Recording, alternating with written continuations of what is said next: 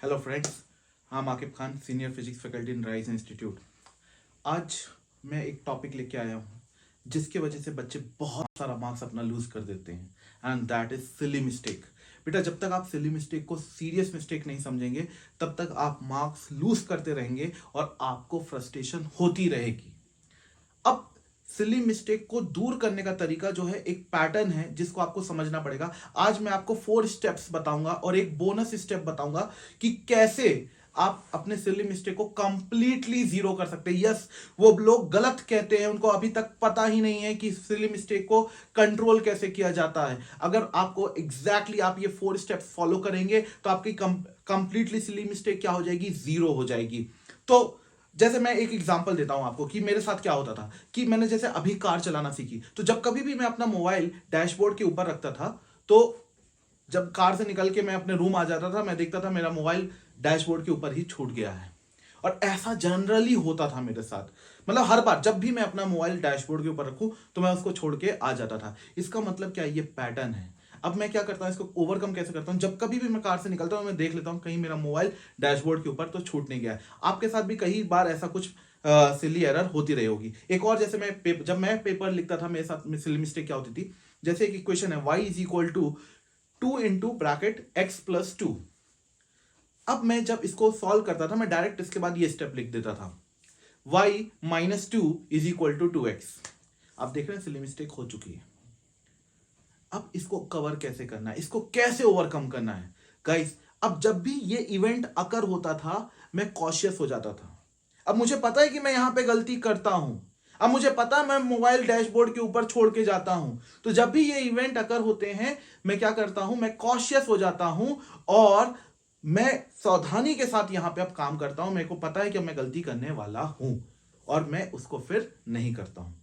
तो अब मैं अपने 4 स्टेप्स की तरफ चलता हूं जिसको आपको फॉलो करना है और आपकी सिली मिस्टेक कंप्लीटली जीरो हो जाएगी। Yes, step number 1, analyse the pattern. सबसे पहले आपको पैटर्न पहचानना पड़ेगा कि आप कहां कहां गलती करते हैं। बिलीव मी, आप पैटर्न पहचानेंगे कैसे, आपको एक कॉपी बनाना है। बेटा आप याद रखें कि सिली मिस्टेक का कोई सब्जेक्ट नहीं होता है। सिली मिस्टेक जहां भी वो पैटर्न आकर करेगा, जिस भी सब्जेक्ट में वो पैटर्न आएगा, सिली मिस्टेक आप कर दोगे। तो सिली मिस्टेक का कोई सब्जेक्ट नहीं होता, लेकिन सिली मिस्टेक होती हर सब्जेक्ट में।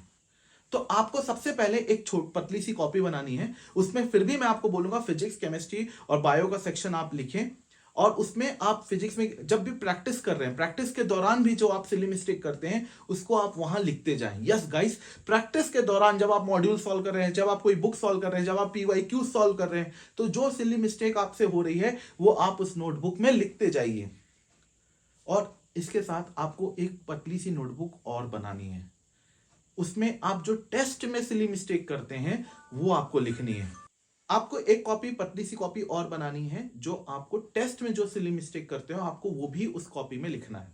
तो आप सिली मिस्टेक की 2 कॉपी हो गई है, एक सब्जेक्ट वाइज और एक जो टेस्ट में करते हो। अब जब कभी भी देखिए गाइस, हर चैप्टर में आप 2 से 3 सिली मिस्टेक करते हैं, ठीक है। तो जब कभी भी आप टेस्ट देने जाते हैं आपको इन सिली मिस्टेक को रिवाइज करना है, जिससे आपको पैटर्न जो होंगे आपको पता रहेंगे कि आप कहां पे करते हो। और बिलीव मी, जब आप ये नोट करना शुरू करोगे ना, आपके पैटर्न एग्जॉस्ट हो जाएंगे। मतलब कि आपको परफेक्ट पता चल जाएगा कि हाँ मैं बस यहीं यहीं पे, आपको एक साइकिल दिखने लगेगी और कोई नई सिली मिस्टेक आप नहीं करोगे। ठीक, ये चीज। दूसरी चीज, आपको अपना जो पेपर है वो काफी ऑर्गेनाइज करना है।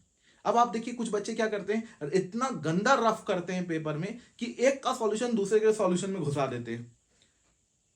आप जितनी स्पेस आपको गिवन है उस स्पेस को भी अगर आप अच्छे से यूटिलाइज, ऑर्गेनाइज वे में कॉलम्स बना के एक क्वेश्चन का सॉल्यूशन एक फिक्स जगह करें तो भी सिली मिस्टेक क्या हो जाएगी, आपकी काफी कम हो जाएगी। तीसरी चीज जो आपको करनी है वो क्वेश्चन पढ़ते समय आपको की पॉइंट्स को अंडरलाइन कर देना है। कई बार क्या होता है, जब क्वेश्चन आप पढ़ते हैं, क्वेश्चन कुछ और बोल रहा होता है, आप कुछ और समझ के क्वेश्चन को सॉल्व कर जाते हैं। ये तब होता है जब आप क्वेश्चन को अच्छे से पढ़ने के बाद उसको पूरी फ्रेमिंग नहीं कर रहे हैं। आप जब क्वेश्चन आप पढ़ रहे हैं ना, उसको दिमाग में आपका फ्रेमिंग होना चाहिए, आपको उसकी पिक्चर दिखनी चाहिए और की पॉइंट्स को आपको अंडरलाइन करना है। और जिस यूनिट में आपको आंसर देना है उस यूनिट को भी आपको क्या करना है, अंडरलाइन कर देना है, बॉक्स बना देना है। और आंसर डालने से पहले आपको उस यूनिट का ख्याल रखना है कि जिस यूनिट में पूछा था उसी यूनिट में तो नहीं डाल रहा हूं मैं, कि कोई और यूनिट में तो नहीं डाल दे रहा हूं। ओके, ये 3 स्टेप अगर आप फॉलो करोगे तो आपका सिली मिस्टेक कंप्लीटली जीरो हो जाएगा। चौथा पॉइंट बेटा, आप बहुत सारे बच्चे क्या करते हैं, वो पेपर को बहुत तेजी से सॉल्व करते हैं। उनका आधा पौन घंटे पहले 40 to 45 मिनट्स पहले पेपर खत्म हो जाता है। बहुत सारे बच्चों का 25 मिनट्स 30 मिनट्स पहले पेपर खत्म हो जाता है पूरी तरीके से। अब उनको समझ में नहीं आ रहा हम क्या करें। गाइस, आप अपने स्पीड के लिए अपनी एक्यूरेसी को कंप्रोमाइज कर रहे हो। अब आपको क्या करना है, अपनी स्पीड को थोड़ा सा स्लो डाउन करना है, थोड़ा सा। अब वेरिएबल स्पीड को फॉलो करना है, मतलब जब आप कैलकुलेशन कर रहे हैं तब आप स्पीड को कम कर दीजिए। जब बहुत ज्यादा इंफॉर्मेटिव क्वेश्चंस पढ़ रहे हैं जिसमें क्वेश्चन में बहुत सारे डाटा दिए हैं, आपको स्पीड को स्लो कर देना है, आपको वहां हड़बड़ाना नहीं है। ओके, तो स्पीड को थोड़ा सा स्लो करके एक्यूरेसी को थोड़ा सा इंक्रीज कर दीजिए। ये हो गया हमारा 4th पॉइंट। अब बोनस पॉइंट क्या है हमारा? बोनस पॉइंट बेटा, सबसे पहले आप जब टेस्ट देने जा रहे हैं आपकी नींद सफिशिएंट होना चाहिए। आपकी नींद कितनी हो, कैसी होना चाहिए? एकदम सफिशिएंट नींद होनी चाहिए, 8 आवर्स की मिनिमम। ओके, और कई बेटा ये देखा गया है कि आजकल ये जो रील्स का जमाना आ गया है, आप कंटिन्यूस रील स्क्रॉल कर रहे हैं, मतलब आपने 2 मिनट देखा, 2 सेकंड नहीं देखा, आपको पसंद नहीं आया, आपने स्क्रॉल कर दिया। आप लेक्चर्स को 1.5 1.7 के एक्स की स्पीड में देख रहे हैं, तो इस चीज से भी सिली मिस्टेक के चांसेस बहुत ज्यादा बढ़ जाते हैं, क्योंकि हमारा ब्रेन इम्पेशेंट हो गया है। ये जो इम्पेशेंट ब्रेन है, ये क्या करता है, क्वेश्चन कुछ और बोल रहा होता है, वो समझ कुछ और लेता है, क्योंकि उसको इतना पेशेंट ही नहीं है, इतना पेशेंस ही नहीं है कि वो आखिरी तक क्वेश्चन को पेशेंट के साथ समझे।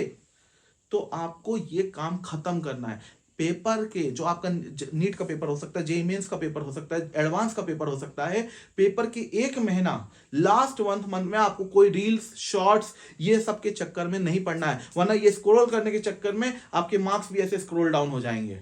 Okay guys, wish you all the best. I hope आपको ये आप इस स्टेप को फॉलो करेंगे, आपके सिली मिस्टेक कंप्लीटली खत्म हो जाएंगे। आपको कोई भी डाउट है प्लीज मुझे बताइए, और मेरा चैनल को like, subscribe and please share with your friends. Okay.